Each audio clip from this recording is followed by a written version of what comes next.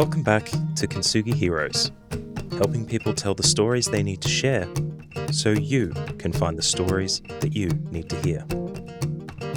In this episode, John Millam is joined by Sherrie Laryse. Sherrie talks about how she faced the deep pain of losing someone close to her and how this loss made her question many parts of her life. She explains feeling stuck in her grief and searching for answers. Through support, self-reflection and study, Sherrie found a path forward and chose to become a mentor and emotional intelligence teacher. Her story shows how meeting loss head-on led her to help others work through their own challenges. Enjoy this episode with Sherrie. Thank you for coming on. I know I've been looking forward to our chat today. Are you a very busy person? In a word? You have got an excellent, like if I was to say, look at a bio of a busy person, I would suspect yours would be that. Yes, I learnt a long time ago when I was in the corporate world how to manage my time to be more efficient. And even while I'm not in the corporate world at a desk and I'm doing a million different types of things and different businesses and all at the same time, I use all of the tools that I learned in corporate, and it just saves my bacon. It allows me to get so much more done in my day than I think the average Joe does. So yes, my day is jam-packed, hour to hour, and I get through everything that I want to get through. So I'm happy. Did you do a course for that? I listened to Stephen Covey's 7 Habits of Highly Effective People. I listened to that as an audiobook on my way to and from work because at the time I was so overwhelmed in how busy I was at work. I was an operations manager and it was chaotic. So I listened to that to and from work, and work was only 15 minutes from home. So I only had little snippets at a time, which was actually, it was good because it allowed me to, okay, what you just said, I'm going to apply that today. And I applied little things at the time. So it was never some big, okay, now you need to change the way you do everything. I did it one step at a time, and it solidified each thing as a habit. So I feel like I owe Stephen Covey my productivity. So many of us do. I owe him, much. Like he was an early shaping force. So he was, I think, In Search of Excellence was like 1979 or 77 or something. So we were all shaped by that, and Deming, Total Quality Management, which isn't even heard of these days, but it is a absolute ripper. Total Quality Management. Oh yeah. And it changes your world. It changes the way you work, and yeah.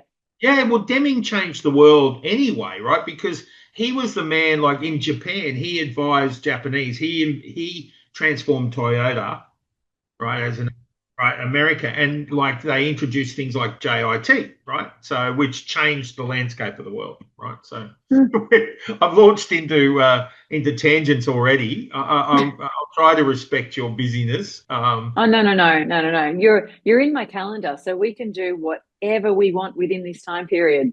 Wow, it's yours. It's ours. Wow, ladies and gentlemen and friends of the Kintsugi Heroes podcast, welcome to another Stories That Matter podcast. And as always, I have a tendency to say it, but today especially true is my excitement to talk to a person who has the dream bio, right? Like, so let me read it because this is awesome. Sherrie is an emotional intelligence consultant with a degree in cognitive neuroscience. That is my favorite thing, right? And a background in human behaviour, trauma, psychosomatics, mental illness, yoga, and meditation. If you added rugby, you would cover everything I love. Right? She has authored 2 books about overcoming challenges, On Path and The Body Talks Back. And I'm sick of hearing from my body, so that'll be a place of chat. And you're currently working on your master's in psychological anthropology, which, like, just as a phrase, as a heading, is already super exciting. And then you have lived experience of so many interesting things that we want to talk about. I particularly loved, and we're chatting because I caught you talking at a story room event recently, and you were just fascinating about how you had a personal process to engage your emotions, right? So, and it was like, a conversation. You were anthropomorphizing your emotions in some way, right? That's right. And it was interesting because another girl there was talking about her eating disorder, and I know in treatment of eating disorders, it's an important step to give your eating disorder a persona that is separate from yourself. So there's stuff I'm going to try and remember to talk about. Yeah. So, Sherrie, such a huge Kintsugi welcome to the podcast today. Thank you. Thank you very much, John. Nice to be here. How on earth do you, like, an old empiricist like myself, kind of has a love-hate relationship with the clinical model of the world, right? So the research, and what I now know to be a part of my world, which is the kind of meta world, the spirituality, meta cognition, meta performance, right? And there's a conflict in some ways between them, or at least a perceived conflict, and yet you embrace both in your expertise. How does that work? Does that make sense? So I say, oh, absolutely it does. And I used to think there was a giant conflict. Now I realize, for me, they are exactly the same thing using different language. It's just semantics. And what I did find when I went to do my neuroscience degree and started learning about the micro activity in the middle of one brain cell, it's so incredible. It's so awe-inspiring that, I was sitting there, I was the one in class, the mature age student that was just, wow, slapping the person next to me saying, did you just get that? And I was the one that was amazed by the whole thing. And did you have a Gen Z next to you going, oh, really? Shut up, Exa, right? Yeah, totally. They were all, 19. Is that Gen Z? Is that millennial? I don't know. Yeah, 19. Millennial. No, they're Gen Z. Yeah. Gen Z, yeah, they didn't understand why I was so excited. And I think they were just there to pass. Is this going to be in the exam? Do I need to know this? And I was, hang on, but did you just hear that? That's going on in your head right now. And learning all of that, a couple of things. Firstly, it made me appreciate the wisdom and intelligence in our body. So the intelligence of nature that put this together is so far beyond what our little brains can conceive of.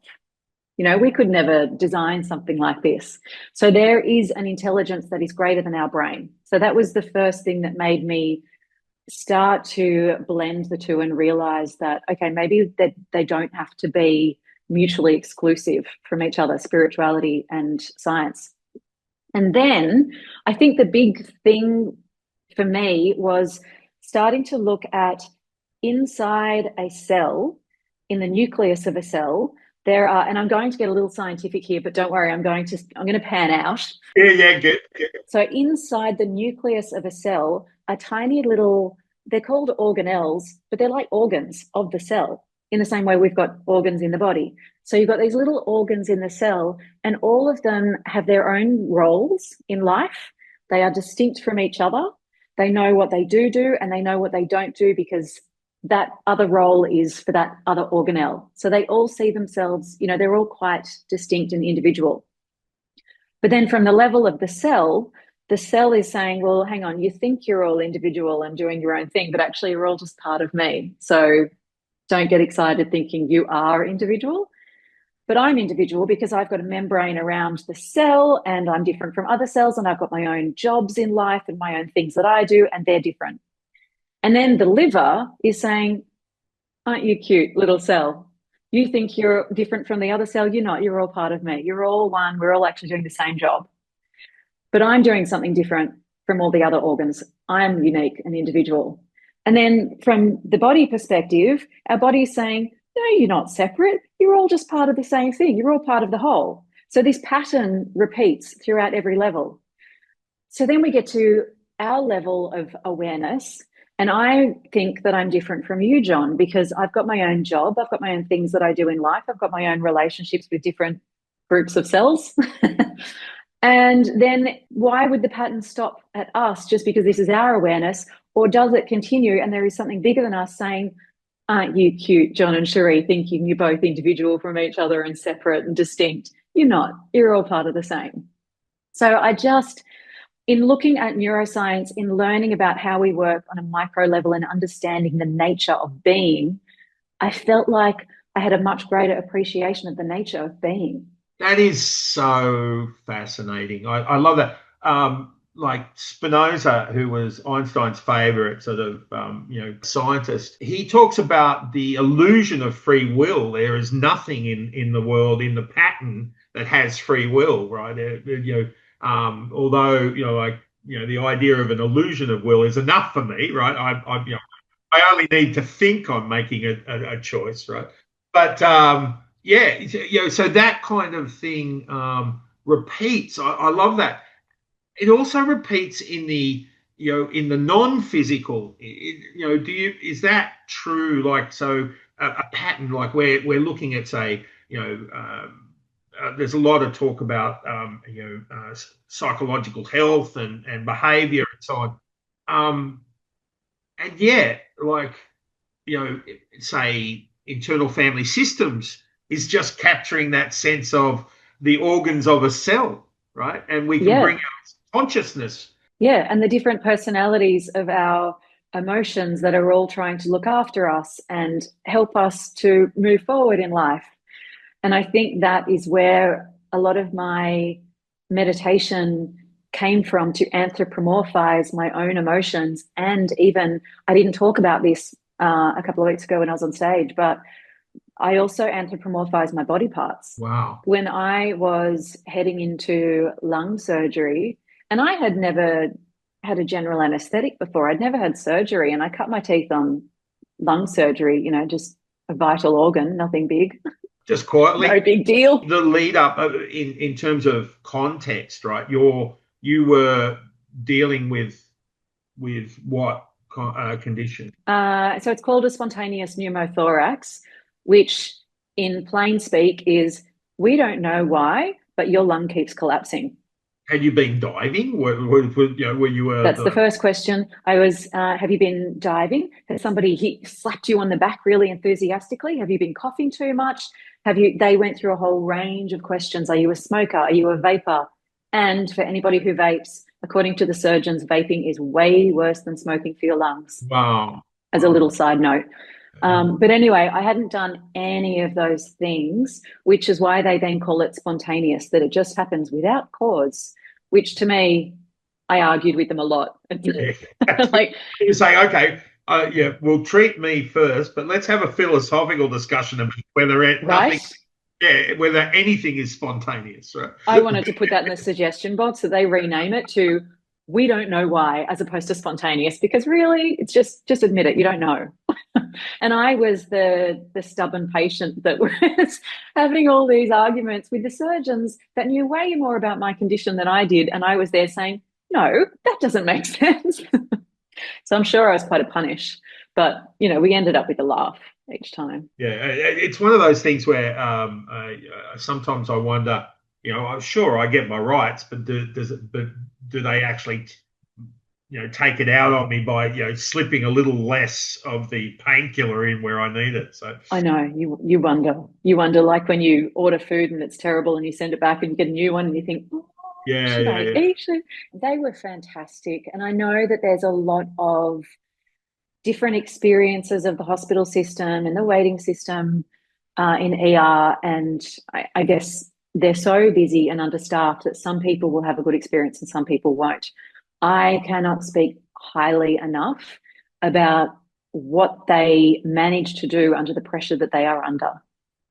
I was so impressed with the doctors, the surgeons, the nursing staff are incredible.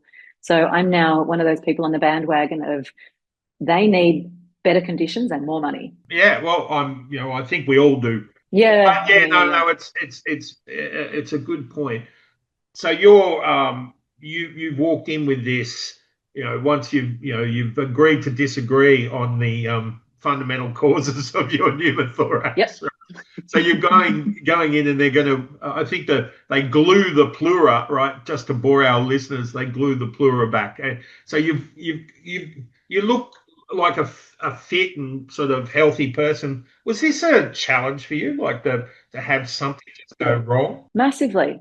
I don't even take Panadol, John.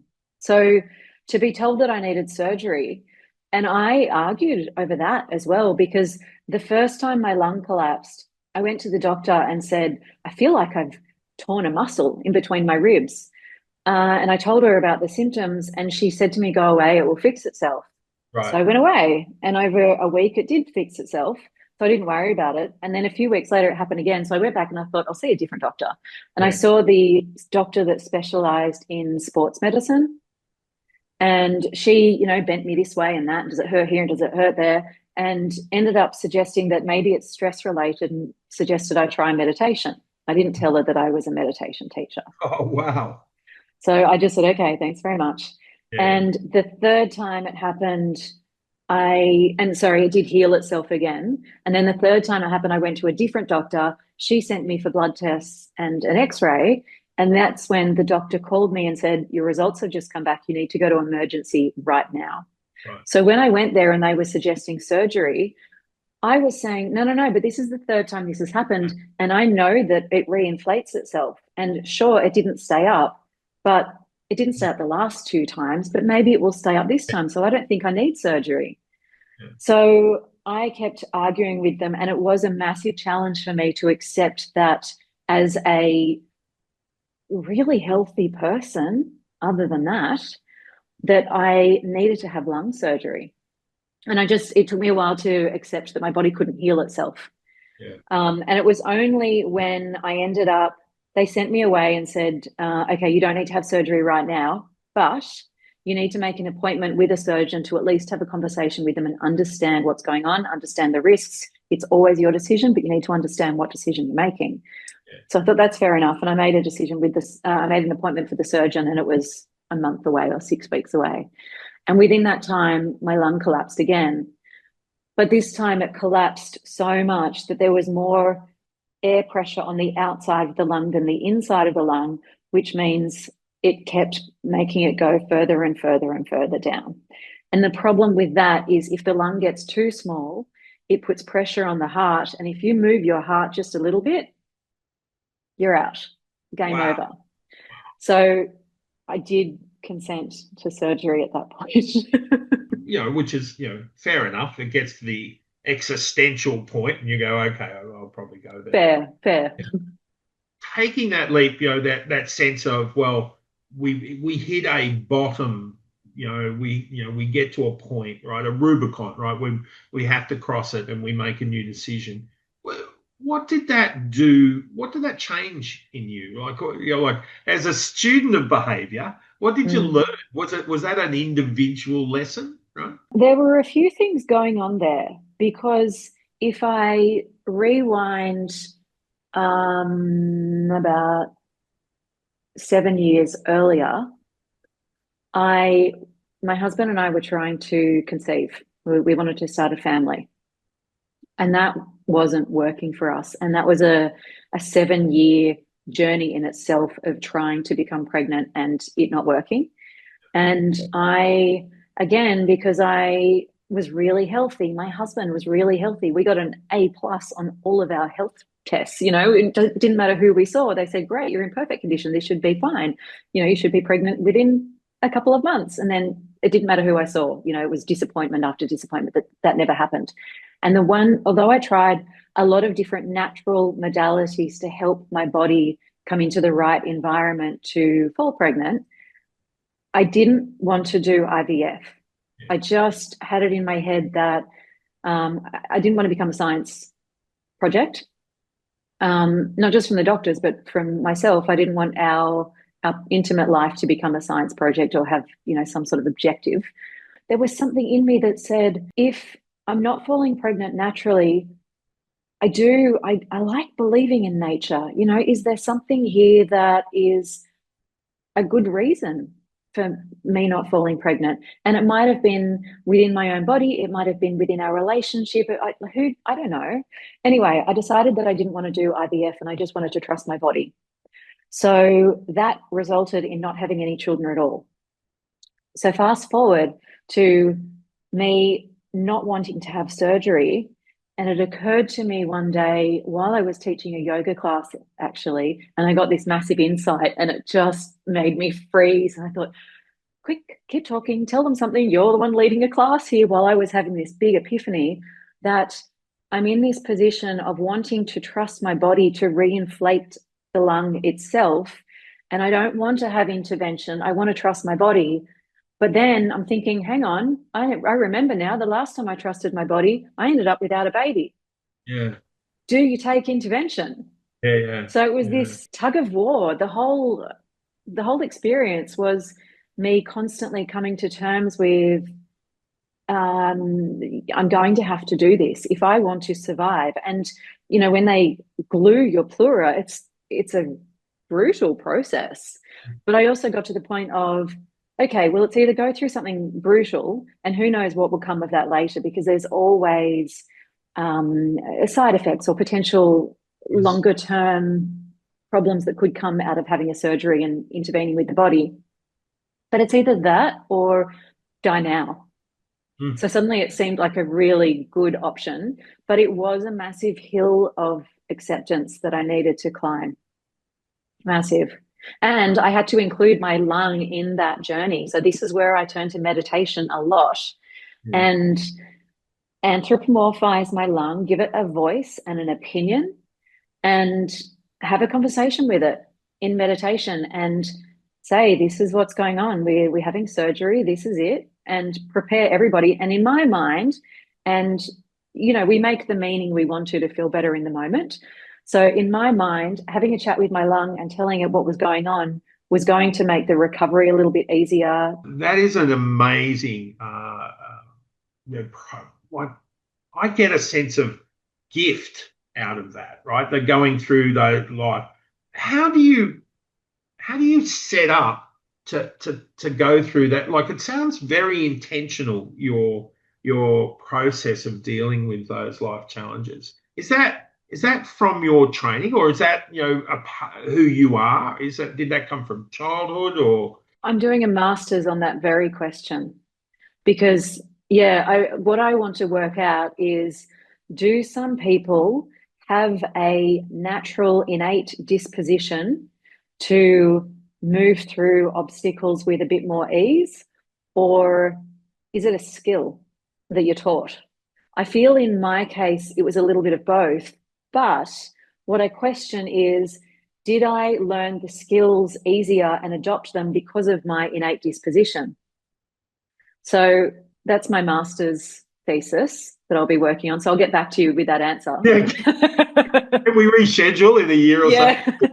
I find that question incredibly important. Like, the nurture-nature discussion has been going on forever, right? Yeah. But having a propensity to solve a problem doesn't mean the situation will allow you to apply either that talent or opportunity, right? So it's very strange. It's one of those things. It comes from, I have ADHD, and I'm constantly sort of trying to mitigate the consequence of that as a child. Yeah. Right? Which is that an incredible amount of negative reinforcement and being an outlier and being misunderstood and misused in some ways, with what I gained from being in that position, right? So, one of the challenges, being a counsellor coach, having had to pay very close attention to things first up, to manage them because I know I won't have the opportunity later to review, right? Yeah. Meant that I have developed an acuity for connecting with people and things, right, very quickly. So I feel like I was given the gift of being able to read people, right? Right. Interesting. So one of the skills that I was taught early on, or not skills, one of the theories that I was taught early on was that there are pros and cons to everything. There is no, it's not that ADHD is a bad thing. It's not that it's a good thing. There are pros and cons to it. And I applied that very much to me trying to fall pregnant, not being able to. And I said, okay, well, there are pros and cons to having children. It's not just a good thing. It's not just a bad thing if I can't. There are pros and cons to both. And I had to sit down, literally pen and paper, and write down what were the pros of not having children, what were the cons of having children. And it wasn't to try and change my mind and convert me into a I don't want children person. Yeah. It was to find peace with, okay, this could happen either way, and both options have pros and cons. So I'll just see where the wind takes me. We're going to keep trying because that is our current preference. But now we're going into it not with an obsession of it has to be that way or life is over, but rather there are a whole lot of cons to that situation of becoming parents. And if we go down that path, we embrace all of that as well. And if we don't go down that path, then I still call it biological, but I still have this deep need to mother. So, okay, how am I going to do that? I'm going to need to find some other way to mother, which is why, John, it doesn't matter how busy I am. We were having that chat before. I think it was before the recording started, but it doesn't matter how busy I am. I will always make time for things like this, where I get to mother other people through sharing my experiences, because that is how I fill my greatest need, which is also my greatest void. So as long as I can do things like this, I keep topping up my void. I feel fulfilled, and I am a mother, but just in my way, not for the brochure. Yeah. Wow. It's a beautiful, like I say, reframe, not in Yeah, any it kind of is. dismissive way, right? Reframe is one of the greatest self-management skills we can have, right? Absolutely. And in that reframe, when we're able, we find forward momentum. I'm pretty sure moving forward is the result of your doing the pros and cons, right? So My whole life now is set up because of doing that exercise. And now I look back and I wouldn't change anything. If I could go back and do, magic wand, yes, she fell pregnant, I wouldn't, because that would have meant that I couldn't go to uni as a mature age student. I couldn't have studied neuroscience. I couldn't have advanced my own understanding in who I am spiritually as a result of neuroscience. And I wouldn't have had the understanding of how to take myself through lung surgery. And I would have been on way more drugs than I needed to just to cope with going through that situation, as opposed to I now looking back at my lung surgery experience and what I got out of it because of meeting my body in a whole new way and understanding myself. And then also, and I know we haven't touched on this yet, but meeting my emotions that I was searching for and looking to bring peace to as a part of that lung experience. The fact that I now know myself on such a deeper level that I honestly didn't know was possible to know myself on, I now refer to lung surgery, my experience of lung surgery, as the most beautiful and fulfilling experience that I have had yet in my life. And I just wouldn't change anything. that rings true in my, as I think on circumstances of great stress, physical challenges, right, in my own life, right. I'd have to say I'm basically grateful for the pain. Right. And if other people, I mean, I hear you, I understand exactly what you're saying.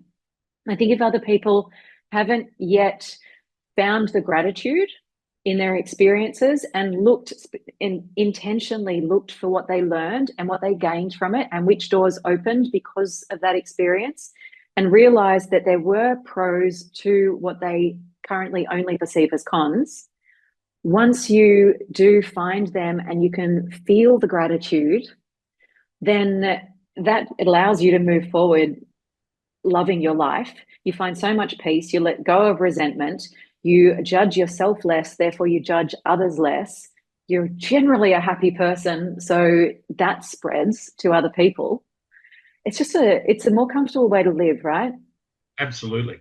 I agree completely with you. It's interesting because as a cognitive neuroscientist, right, and behaviorist, right, you're talking a lot about feeling and say energetic connection to others, right? Yeah. Is that acceptance that beyond us is the membrane that we don't know yet that connects us all? Pretty much, pretty much. And also, if you look to the physics of everything that exists, we used to only be able to go down to the atom, Yeah. which was very cutely named atom because it was indivisible. Yeah. And now we go down so many more levels, right down to Planck level, which is just energy. It's just space, and that is in everything. So when you get right down to the most basic level of everything that exists, it's all the same. I know, and ever since Ant-Man, I'm convinced that that's the way What's forward. Ant-Man? Right, a Marvel movie where he goes down to Oh, see, I got into science. Some people got into movies, but we're all getting the same messages. It's all everything comes from the same source. Right. I love the idea of you talk about and you talked about trauma and your unlocking of your own trauma, right? And the process you use to do that. And does that play now into your world? You're doing a master's on, nurture or nature or something more complicated than I can remember. But is that unlocking stuff for the world, or is this a personal journey? Are you is the value? It depends if you see the difference in that. Yeah, of course. Right. Everything I know, everyone knows, right? Intrinsically. Yeah. Right. So I'm doing it for me. I personally, on a spiritual level, have a belief, a feeling of oneness. So if I'm doing it for me, it's affecting us all.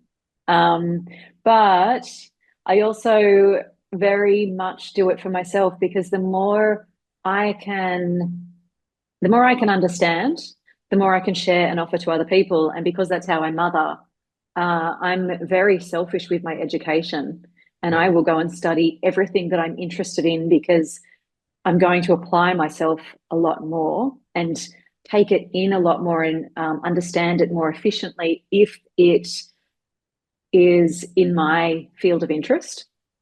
So, that goes for anything that you're learning. If you're interested in it, you're going to learn it faster. It's just more efficient for the brain. So if I can learn more about our emotions, how we move around in the world and how we feel about that, how we feel about ourselves, how we find peace in situations. And like you said something before about upskilling, and we can't always find a solution to the situations that we're in. So in my mind, it's not even about finding a solution. It's about managing the way we feel about moving through a situation. Right. When we change the way we feel about it, we will see it differently, and we may then see a solution. But even if we don't see a solution, even if there is no solution to that situation, we still can manage the way we feel in ourselves about it, which is why it was really important for me to embrace lung surgery. And I just needed to find peace with. Can I tell you a story about finding peace? Yeah. This came from the surgeon, who I said to him that I hoped for one particular style of operation over the other, because one was way more brutal. And I said, okay, well, I hope my lung is in a situation where I need option A, not option B. And he slapped me down verbally and said, Sherrie, hope does nothing around here. What? Like, oh man, that is so harsh. I am in such a vulnerable state right now. No. Wow. But I thought about it afterwards and I thought, he's right. If I hope that my lung is in a situation that I get, this particular operation, and I find out after the CT scan that it's not, then it is going to make me plummet emotionally. And then I'm going to have to work really hard to bring myself up to neutral again to accept that different style of operation. But if I don't hope for any particular outcome and I just say, okay, it is what it is, I'm here, I'm being looked after, I'll get the operation that my lung needs. And then I don't have to wait until the results and hope that they're the one I want to feel at peace. I can just feel at peace now. Okay, that's a counter thought. Like it's a counterculture kind of. Sort of. It's actually in line with Buddhism's version of acceptance. Right. They're not hoping for one way or another. In Buddhism, it's this is what is, accept what is. Yeah, and it's not to say that you don't take any action, that you just accept and you just lie down and let the world walk over you. It's not that at all. It is, okay, I'm not going to get emotional about which option it is. I'm going to accept that these are my two options and I'm going to take one of them. Yeah. Period. And then I had instant peace at that point. And I know it does seem go against counterculture because we all love to hope. And what I have realized, we're all raised on hope. Yeah. I hope you have a good day. I hope you have a good weekend. I hope you feel better soon. I hope you everything. I hope it goes well. Your future is good. I hope it's bright. I hope everything for you. And we are brought up with these semantics get into our brain and make us think that hoping is what you've got to hang on to. And it just throws us into emotional turmoil because we don't always get what we hope for. And, let's say on average, we only get it 50% of the time. Yeah. Which means 50% of the time, we are setting ourselves up to be upset. It's building a win and a loss into the life equation of which yes. Winning and losing is an irrelevant measure. It just throws you from emotional pole to emotional pole, and that's exhausting. Yeah. Or you can just sail through the middle, and it's not saying that we need to cancel all of the positive emotions and all of the up times. It's saying in this smoothness of going through the middle, and I mean, I also think that's impossible. That's what I'm aiming for, to stay as close to the middle as possible. But as a human, we all have emotions. So we're all going to be thrown around. But the closer we can come back to the center, the more contentment we have. And if we can reframe to, instead of obsessing on happiness. I was trying to find something that was even more like being elated all the time and having to be up all the time. Like if we can actually find satisfaction and enjoyment in just moving through life. And if I could take it to the other extreme, if we can bring ourselves to the point where we are able to enjoy feeling anything at all, then we enjoy life no matter where it goes. Absolutely. Purely as a gift of life. And this is a really rich, heavy emotion. And isn't that a beautiful thing to experience? 100%.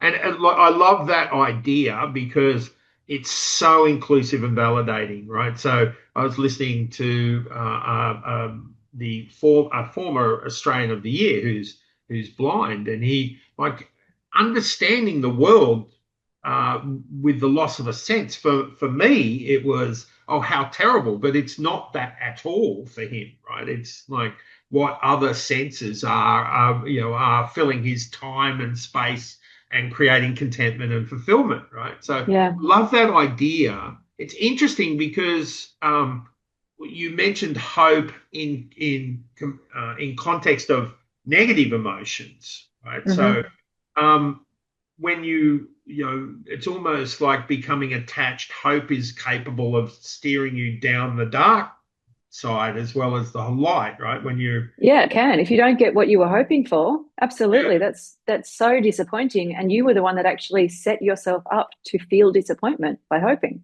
I was just going to say, what like the mechanism of hope? What purpose does that serve as a cognitive neuroscientist and behaviourist? What do you think? Why do we have this incredible propensity for hope?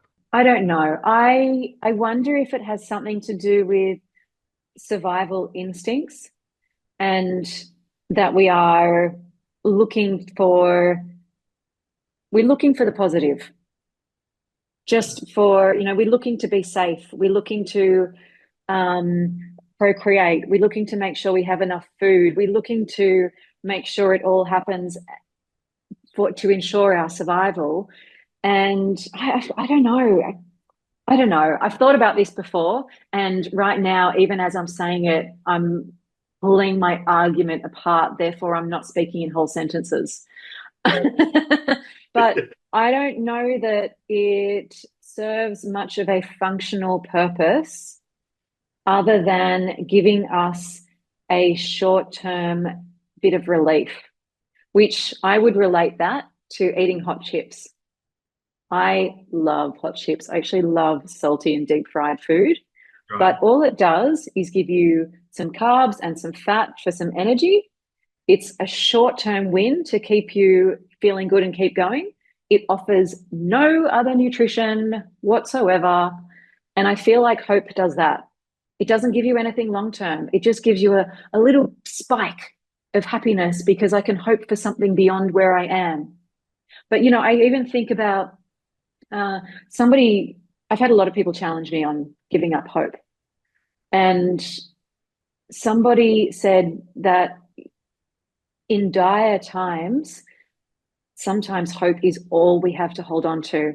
And we've got enough wars to choose from at the moment with examples. And they said people in the front line, sometimes hope is all they have. That is the only thing that they get up for. Yeah. And I had to think about that for a while to try and imagine what it might be in that position. And I also then wondered if hope might be the very thing that gets them up each day, but that is not sustainable because we are years into these wars. Yeah. And they cannot keep getting up each day and hoping, expecting that to get them through for years and years. They are going to burn out. They are going to be that upset and disappointed in humanity, fair enough, and have to leave, have to do something else. And then we lose people on the front line that are, helping try to resolve these things. And I wonder if they woke up and just said, this is what it is. This is what I have to do. This is the aim. It is what it is. Let's just meet reality where it's at. Yeah. And I wonder if they might have had more stamina and they might have been less disheartened and emotional by the reality of the world. It strikes me as the way you've described it as moving beyond hope is about, reaching a new level of kind of psycho-emotional fitness, right? That's a really good way of putting it. Like when you can move beyond the kind of anticipatory or the aspirational to the acceptance level, you've kind of added another, layer of, when we say do the work, maybe that's what we're talking about. Move to another layer of motivation, if you will. And you've moved on from the hot chips to actual vegetables. And not just because it's worthy, but because you love vegetables. I do. I really do, actually. But yes, because it is more nourishing for your psychology and your well-being, and you actually feel better. And once you feel better, you don't go back to the short-term hopes because they don't make you feel better. They do not give you emotional stability. They give you a little short-term high. That's all. Yeah, they're not sustainable. I think that might come into I remember Dr. Amy Cuddy did a TED talk on she's the power stance lady, but she talked about faking it till you become it. Yes. And which is sort of more sustainable than just faking it till you make it. Until you make it. Yeah, I like that. I like the way she says that. Why on earth did you like you've got a situation where you are a yoga teacher, you understand like emotions and metaphysical elements of life, right? Why did you want to challenge your worldview, like with diving into the physical, unlocking the physical? What motivated you to go down that path? It was a little of the same reason of why I walked away from religion. It was, you ask, sorry, I don't mean to generalize that. I asked specific questions that I didn't get answers to that satisfied me. So I went elsewhere. Yeah. That was the reason why I walked away from Christianity in my teens. And then when I started opening my mind to the spiritual world, because I certainly didn't grow up with that. I grew up with, math, science, and English. So when I started delving into that and I started asking specific questions, and the answers that I got weren't satisfying. And then I met a few teachers who, one teacher led to the next. I ended up with Dr. John Demartini. I don't know if you're aware. Yeah. I've got my values card on the wall. So, correct. Good. Excellent. So I ended up with him. Now, knowing him, you would know that he also bridges spirituality and science. Yeah. So I went to him not really knowing what I was in for, but what he gave me was all of the answers to the questions that I was asking that people in the spiritual world couldn't give me anything. And what I realized is in the world of spirituality, there's a lot of beliefs. It's very similar to religion that, no, sorry, we can't prove it, but we feel it to be true. Yeah. And when that works for people, I think that's fantastic, because as long as you feel certainty, there's a lot of comfort in that. So that was wonderful. I didn't have any certainty around it. And it was science that gave me a lot more certainty and allowed me to understand my version of spirituality a lot more concretely. So it was incremental that I went there one teacher at a time and ended up with John Demartini, who just ticked all of the boxes that I needed ticked. And then that led me quite naturally into, okay, I need to do a neuroscience degree. I want to know what he's talking about in much greater detail. So I needed to let go of those teachers and just go and do a degree for myself, which was a big thing because I left school at year 10. I was not into academia whatsoever. That's inspiring, right? So yeah. Yeah. What I love that idea, like that you can go on and rebuild a view the community's already wiped you out, right, at a certain age. And I guess that's the sign of modern times, though. It's not that you get into a job and you stay there until retirement and then that's it, and then you kind of just start deteriorating in your armchair. These days, you can reinvent yourself at whatever age you want to do whatever you would like. It's all acceptable. And in my view, if you're doing what you love, you don't ever need to retire. Just keep doing it. If you want to do that in your spare time, you'll keep doing it. And I, quite frankly, want to keep studying in my spare time. So I'd say I'll just keep being a university junkie and do degree after degree. I love that. I fantasize about the ADHD degree, which is like every time. Yeah, tell me, what is that? Well, every time I go down a rabbit hole on YouTube, I get a certificate, right? So I can gain a degree by being, way too hyper focused on esoteric data from a million different subjects, right? So I love that. So they add them all up and say, oh, you've now got 300 credit points. Right, and we'll give you an honorary doctorate. We'll give you a degree, an undergraduate, highly distracted, hyper-focused down the rabbit hole. Wouldn't that be wonderful? So it becomes fascinating, right? So you've driven this, you've ridden this drive, right, and driven it to, unlocking a lot of not just answers, but questions. Yes. Mm-hmm. Yeah. So, and then I hear you on stage and you share an exploratory process where you met your own trauma and you spoke to it and you gained some understanding and some commission with it, so how do you think that is going to, like, I believe you're sharing that is like the role of connecting to the community and passing on the wisdom. Is that the job of a researcher? Is that where we gain from the work of people like yourself? Yes. Being a researcher it only has any use if you're sharing it with the public and giving it a practical application. To know things just for the sake of knowing things is wonderful. It's probably more philosophy. But you still need to share that. That's the whole point of it. So yes, the idea of me getting up on stage to share it, to inspire other people, to normalize meditation for starters. And I think it is becoming a little bit more mainstream. It's not on the fringes for spiritual or woo-woo or new age people anymore.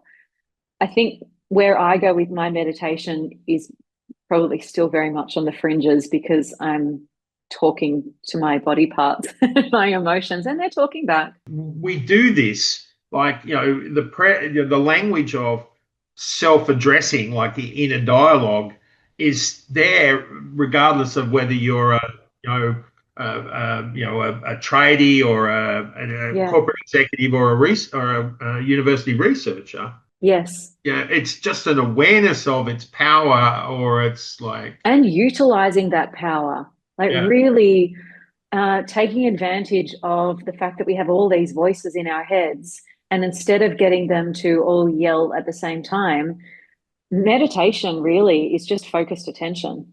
Yeah. So I was focusing my attention on my lung, and because it was a spontaneous pneumothorax, aka no idea, I thought that maybe there might be an emotion there because emotions have an effect in our body.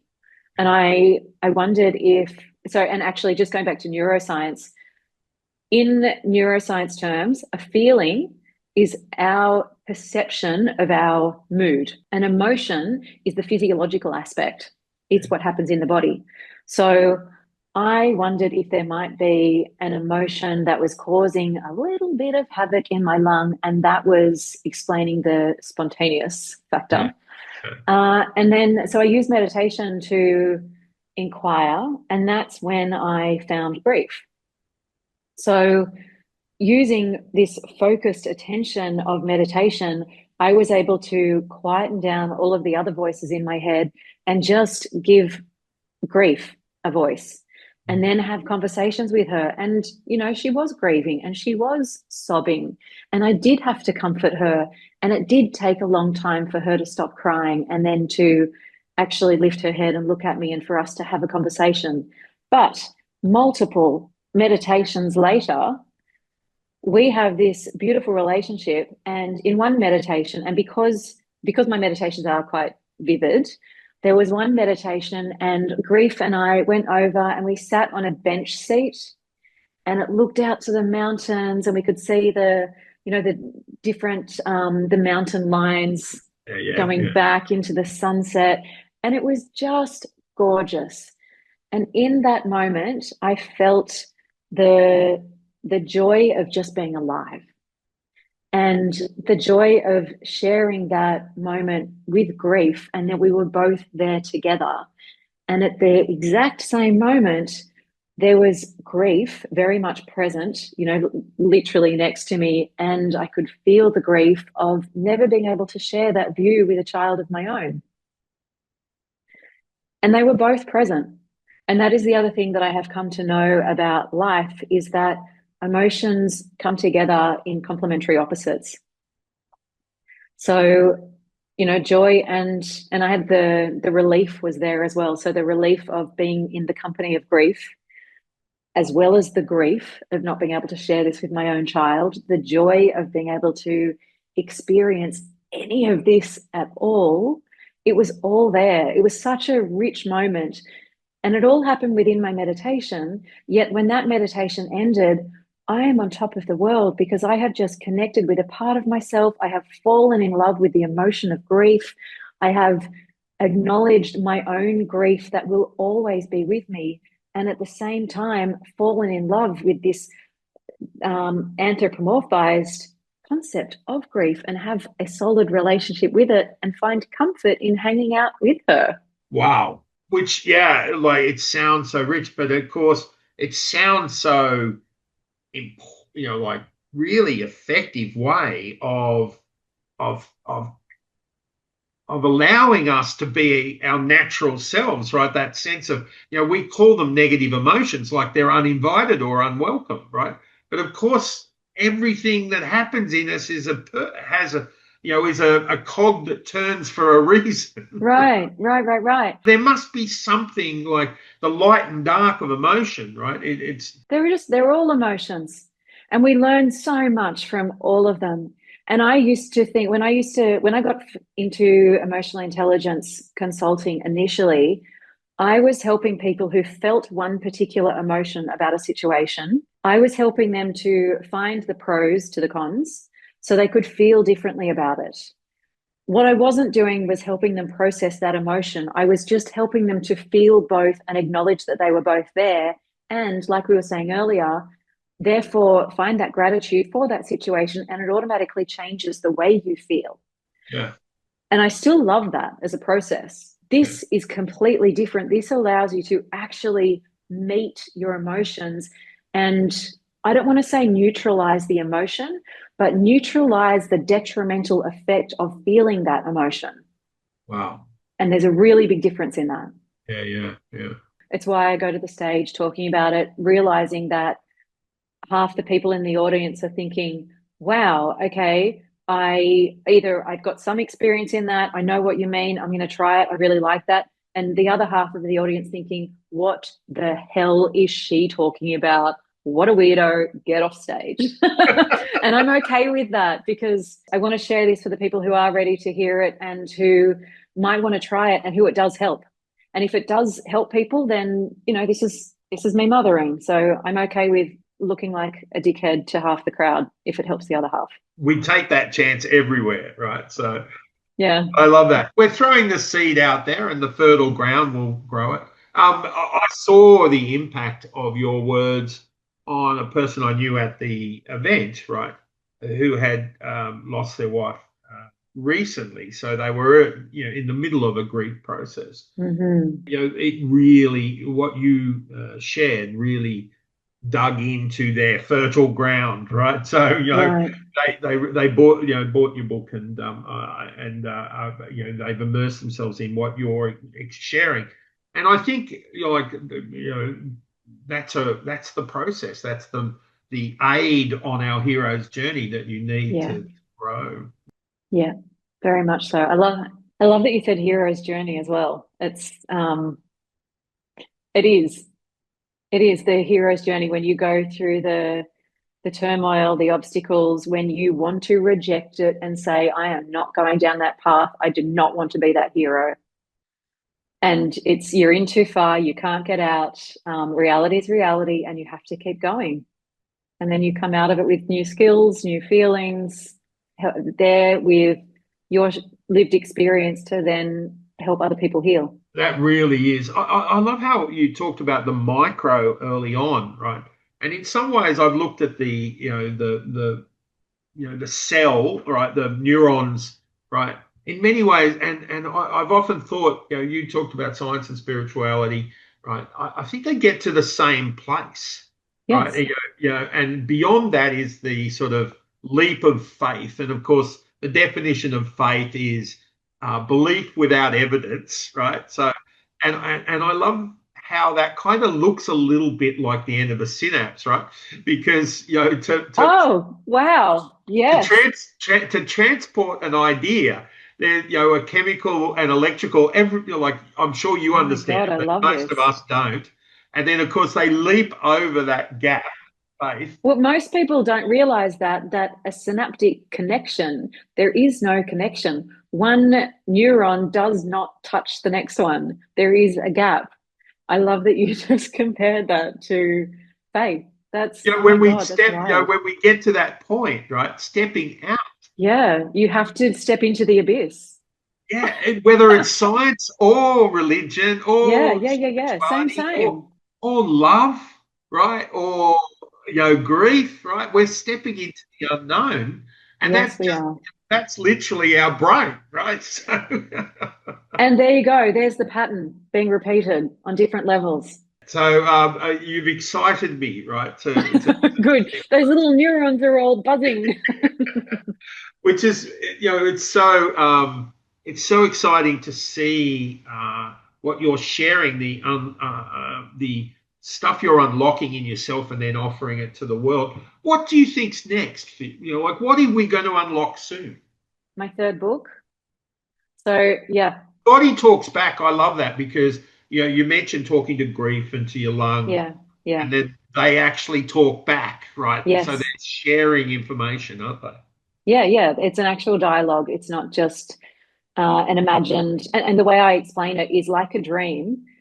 It all happens in your head, and you are creating the person, your voice, and the voice of any other person in your dream. It's all obviously happening within you, but within your dream, it does seem like it's their opinion and it's their voice, and it does feel like a conversation between two or more people. And that's the same as the meditation process of talking to grief, talking to my lung, that sure, it's all happening within me, but it is a dialogue where when they say something, I didn't plan for them to say that. And sometimes it shocks me what they say. So I know it's not me. It's not a premeditated comment that I'm filling in the gaps and pretending it's a two-way conversation. They're telling me things I didn't think of. So that is the magic and the power of it. We don't know what we know internally, right? So. No, and we've got no idea scientifically. We've got no idea about consciousness. So who's to say that my lung doesn't have a consciousness of its own? We don't know that.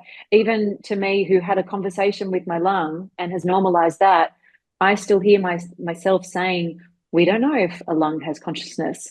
And I think I sound like an idiot, but it's true. We don't know. And I do want to normalize these conversations because it's helpful. It is hugely helpful. I love that idea because that woo-foo has constantly been a companion in my self-assessment, right? Like, oh, are you really that silly, John? So, but I am, right? So I am that silly, and I love that. And I take a lot of solace from the smartest man in the currently in the world, or the highest IQ. I forget his name. It's just a senior moment, but he came up with the concept of biocentricity. You're a boomer now, John. Yeah. Well, it's obvious, right? You can forgive my senior moment, right? The biocentricity, the fact that big C consciousness is actually necessary to describe the reality of the universe, right? So yes. it's a variable in the equation of reality, right? Yeah, absolutely. That our combined consciousness creates is a necessary component to reality, right? Yeah. And of course, on a smaller scale, again, that same pattern that you mentioned, on a smaller scale, our own kind of universe, our extension of our sort of electromagnetic field is, we create the reality on an individual basis before we roll it up. We do. And I love understanding this. And as far as where I'm going next, all of this stuff comes into my books. So my books very much blend spirituality with science and everything that I've learned in my degrees along the way. And it's, I heard of a term recently, brilliant, bibliotherapy. Ah, right. So my books fall into the category of bibliotherapy, which is not a genre of writing, it's a genre of reading.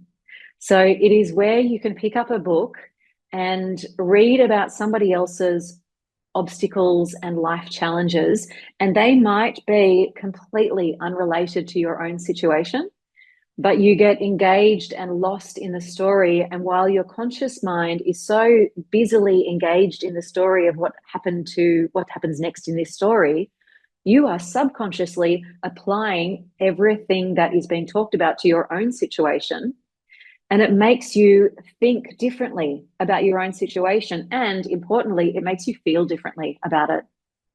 So both of my books very much fall into bibliotherapy, because the first book is about where do you go when your life was headed down this particular track, and then you got pushed off the tracks, going somewhere completely different, unplanned, unwanted, but you've got to keep going anyway.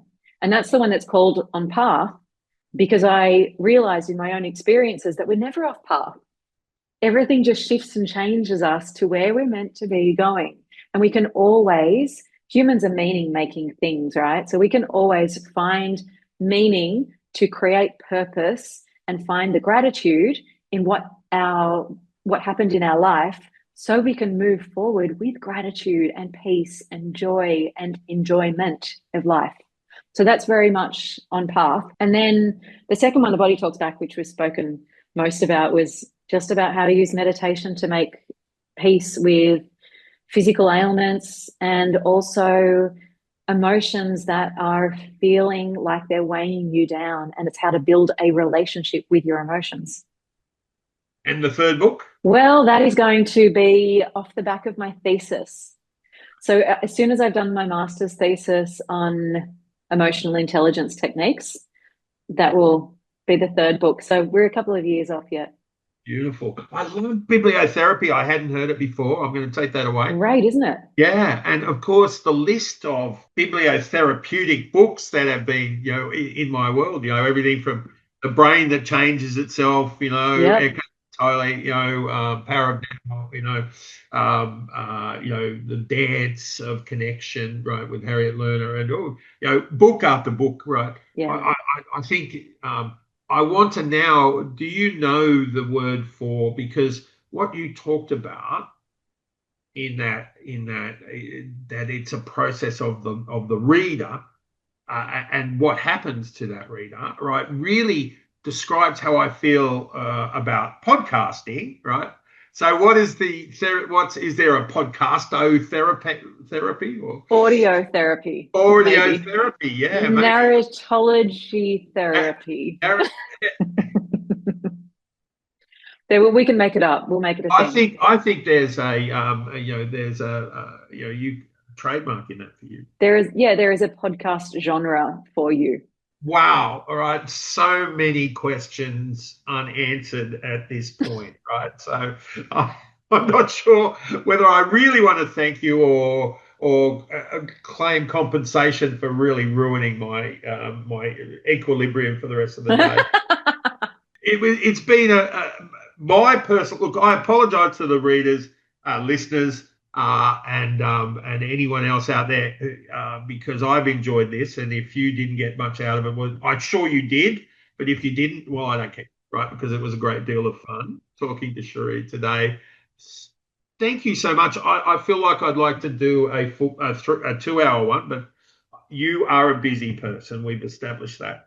I am so grateful to have the chance to chat away with you. Thank you for humouring me through today's questions, and I just love what you're doing. I look forward to reading the next books, and thank you for putting the hard yards in on your hero's journey to bring back such wonderful insights back to the community. Thank you so much.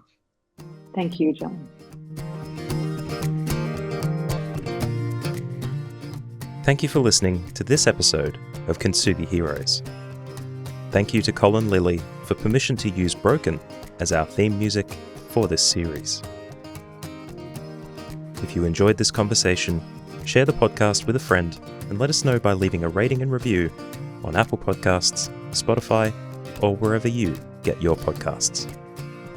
If you'd like to support Kintsugi Heroes and the stories we share, head to kintsugiheroes.com.au and follow the instructions to make a tax-deductible donation.